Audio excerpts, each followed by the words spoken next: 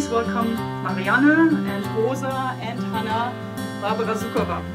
And these two women, Marianne and Juliane, they chose both a different way. Juliane, she became a journalist, and she thought she could change society by writing, by peaceful demonstrations. Marianne thought you need at one point to use violence in order to cause change.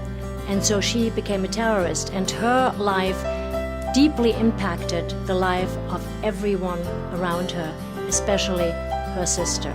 If I just try to make a bridge to Rosa Luxemburg, Rosa Luxemburg was a revolutionary. Rosa Luxemburg believed in at one point she thought there would be an educated and enlightened proletarian class which would be in a permanent revolution and change society that way. Hannah Arendt was writing in Origins of Totalitarianism about the mob. So they all three had, Hannah Arendt wanted to change with ideas, Rosa Luxemburg with the revolution, and Marianne tries to change things with terrorism. I did have the golden opportunity to talk to both Margarethe von Trotta and Barbara Sukowa when the film was here at TIFF several years ago, and I've mined some of those conversations for my, as I mentioned, very brief comments.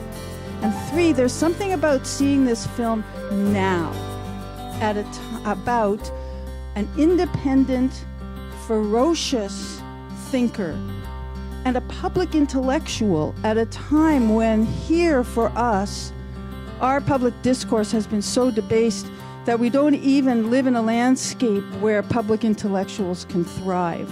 At the same time, I played Lola from Fassbinder, which was like the complete opposite, like, you know, with lipstick and garter belt and doing the striptease, nightclub singer. But it happened by some weird scheduling that they were almost, that some scenes were almost at the same time. So I came out of this Lola and I flew to Berlin and I had to be this Marianne. I remember that was such a shift somehow. The link between all posters, I think it's the woman, the female, like putting the spotlight on the female stories, whether being a leader, whether being maybe a mistress, whether being in an army or in a military or in space. So I think it's a great way of, especially at 1920, of highlighting women, women's story and women actress.